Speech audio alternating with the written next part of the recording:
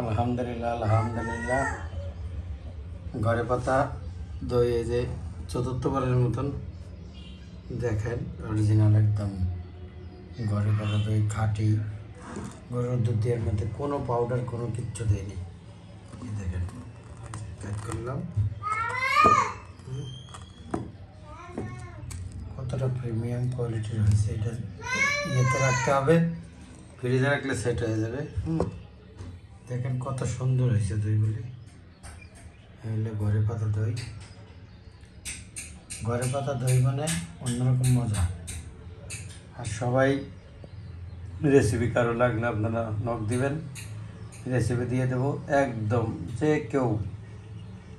যে কেউ মানে যে কেউ ইচ্ছা করলে ঘরে আপনারা সুন্দর পারফেক্ট দই করতে পারেন।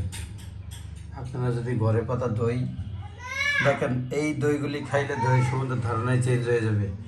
বাজার থেকে আমরা যে দইগুলি কিনি, ওই দইগুলি খাইলে মনে হয় যে আজাব খাইয়ে নিছি, হজমই হয় না। কিন্তু এই দইগুলি অন্যরকম, আপনারা অন্যরকম একটা ইয়া পাইবেন এই দইগুলি খাইলে, বুঝছেন? আপনারা অবশ্যই ঘরে পাতা দই খাইবেন। কোনো পাউডার নাই, কিচ্ছু নেই, হালকা একটু গুড় দেওয়া, পাটালি গুড়, বুঝছেন? হালকা একটু পাটালি গুড় দেওয়া, আর কিছুই না। আর 20 টাকার দই আনছিলাম বীজ হিসেবে। রেসিপি লাগলে বলবেন, নক দিবেন, কমেন্টে জানান যে রেসিপি লাগে।